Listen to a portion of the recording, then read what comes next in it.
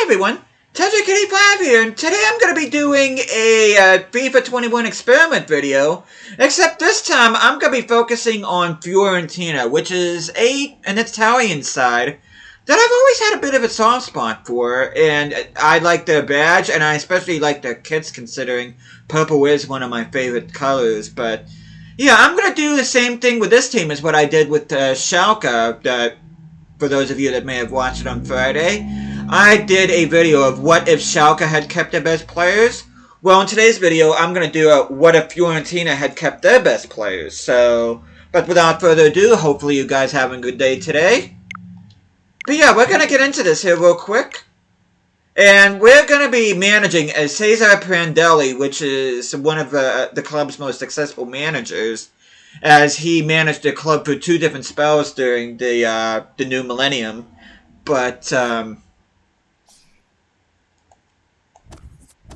you see here, they have a starting budget of 29 million euros with 110,000 in wage, but like we did with the Schalke video, we're not going to worry about transfers at all. As a matter of fact, I have transfers disabled for the opening window, but as far as the Domestic Cup, they want us to reach the round of 16, and as far as the league, they want us to qualify for the Champions League. And we won't worry too much about these. So without further ado, let's meet this team. And you see it's a pretty decent side. You can see right off the bat you have Josip Ilicic and Luis Muriel, both of them playing for Atalanta in real life. Frank Ribery, which is well, he used to play for Bayern Munich, but moved to Fiorentina. I believe he was a free transfer a season ago. But I think he's actually the only one in the starting 11 that's not a former player. I think he's the only one in the starting 11 that is still currently playing for Fiorentina. You get Veretout here. I believe his first name is Jordan Veretout, playing for AS Roma in real life. You get Bernardeschi playing for Juventus in real life. Mo Salah, which I'm not sure how many people realize that before he broke out, I think this was even before he transferred to Chelsea, he used to play for Fiorentina. He's our highest rated player out of 90. Matthias Vecino playing for Inter Milan in real life. Stefan Savic, I believe plays for Atletico Madrid in real life, if I'm not mistaken. Juan Cuadrado, again a former, or should I say a current Juve player that I put in the squad. And Marcos Alonso, playing for Chelsea in real life. And you get Neto in goal, 82 rated, plays for Barcelona in real life. And we take a look at the bench here. Alban Lafont used to have decent potential, now not so much. I think he has a potential of like 82 or 83. But I think he's out on loan at Nantes over in Ligue 1 in France. Milinkovic and Caceres and Cristoforo, all 3 of these players are current Fiorentina players. Christian Tarlo playing for Real Betis in real life makes the bench. Chiesa, who is technically a Fiorentina player in real life, is out on loan on Juventus, though I would not be surprised if Juventus ends up making his loan deal permanent. And Ante Rebic broke out for Eintracht Frankfurt before moving on to AC Milan, though used to play for Fiorentina, so... But I'm not going to worry about reserves, but I just want to show you the starting lineup and the starting lineup and who is on the bench, because these are the best former players that I could find that I could put in this Fiorentina squad. And without further ado, we're just going to go ahead in the calendar like we did with Schalke. And like I said in the Schalke video, anything that does not result in sack, I'd consider a success. So hopefully I don't get sacked. We're going to go ahead and sim towards this date.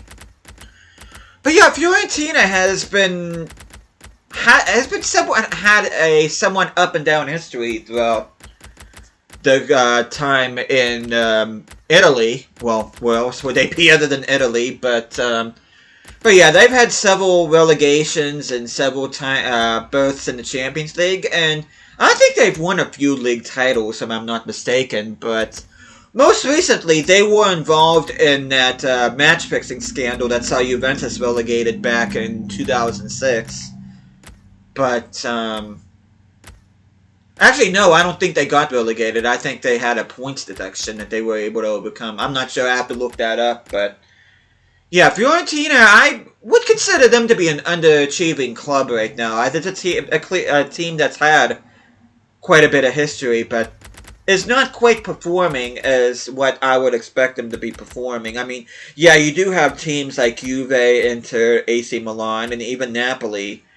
And even Roma and Lazio are strong teams in Serie A, but you would expect Fiorentina to be in the mix. But as of recently, they've been hovering around mid-table, even in the bottom half of the table. And I just think that's kind of underachieving to their standards. As you can see, we're getting close to December already. We still have our job, which is good. Not sure if we're still in the cup or not. I don't think we are. I think we got knocked out. So that's one objective we weren't able to keep. I don't think.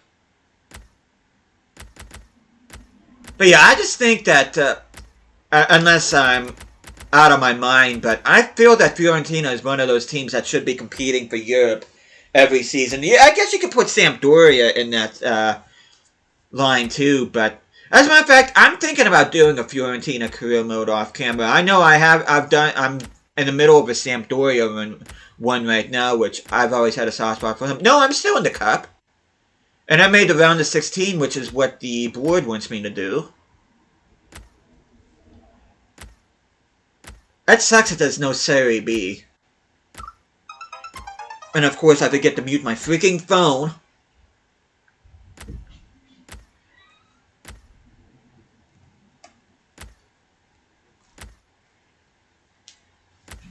Okay, let's see. Okay, we're at the quarterfinals against Juve. Oh, I'm sorry, it's not Juve, it's Piemonte Calcio.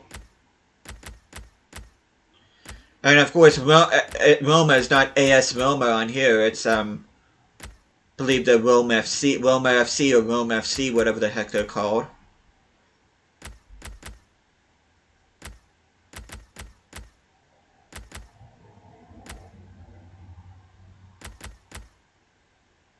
So wait, was it under the cup? I don't remember it being 2 legs. I don't know. We'll see. Yeah, I don't think we made it past Juventus. We will take a look at the other competitions besides Serie A. Unfortunately, we won't be able to look at Serie B because, like I said, the FIFA no longer has the rights to have a Serie B, and they just got rid of it completely. There are a few Serie B teams in the rest of the world segment of this game, but yeah, we're ending the season with 3 tough games against Juve, Lazio, and... Oh, I thought that was AC Milan. No, that's Bologna. They're not a tough team. Okay. The moment of truth comes up. So, how well yeah. What would happen if Fiorentina had kept their best players? I'm sorry for the stammer there, but where would they finish had they kept their best players?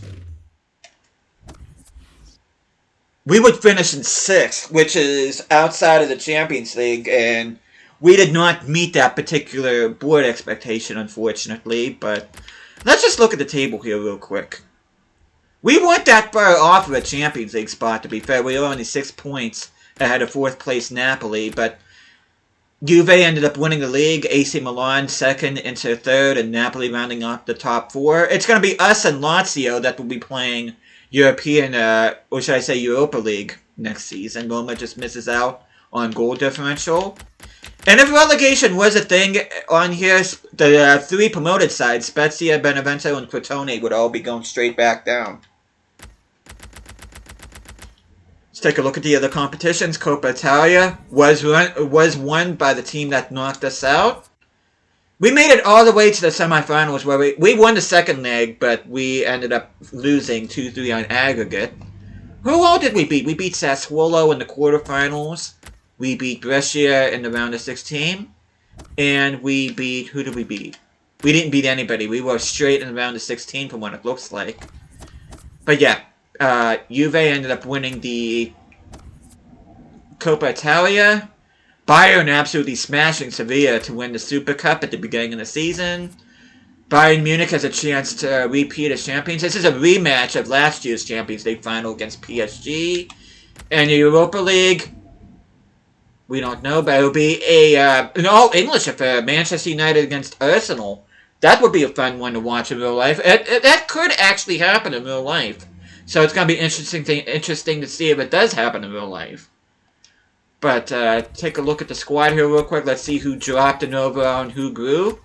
Veretout was out with an injury. Bernardeschi went up. Vecino went up. Ribery dropped by 3. He was at an 81. Now he's at 78. Ilicic went up 1 to an 85. See, Savic went up to an 83. Alonso dropped. So did Pizzella. What happened to Quadrado?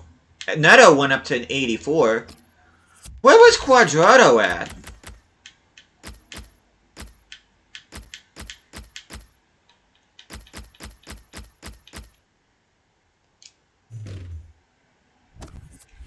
What the heck? Let me see here real quick. Let's see transfer history. Quadrado must have been sold by the board to Chelsea for $9 million. That's a bargain and a half. But yeah, we finished the season without Quadrado. That's probably one of the reasons why we didn't win the why we didn't qualify for the Champions League. Let's look at some of the stats here real quick. I almost forgot to do that. As you see, Ilicic tied with Ciro Immobile for top spot in the Serie A. Immobile, of course, plays for Lazio. Let's see, Christian Tello got 18 goals. Nobody else in the top goal scoring list. Let's see. Ilicic also got the most assists. Rebic got 6 assists. Clean sheets. Neto got 7. He was nowhere near Chesney. There's yellow cards and red cards. I'm surprised to see Mo Salah not on the list on here. Rebic was the top goal scorer with 4 in the Coppa Italia, which is awesome to see. Did any Fiorentina? Marcos Alonso got a goal. So yeah, Immobile got the most assists. Frank Ribery got an assist. Where the heck was Mo Salah at? You see Neto tied with 3 clean sheets along with Chesney, which is awesome to see. But yeah, I figured to show off some of the stats here. But you see Cristiano Ronaldo was 1 goal behind Ilicic and Immobile. But yeah, if Fiorentina had kept their best players, they would finish 6th, at least in this simulation. So, I mean, it was a success because we got to keep our jobs at the end, but it was a failure because we did not meet our league objectives. So, it was kind of like a successful failure in a way, but yeah, like I said during I know I said this during the Schalke video, but hopefully you guys are going to be enjoying this FIFA 21 experiment series that I'm going to be doing.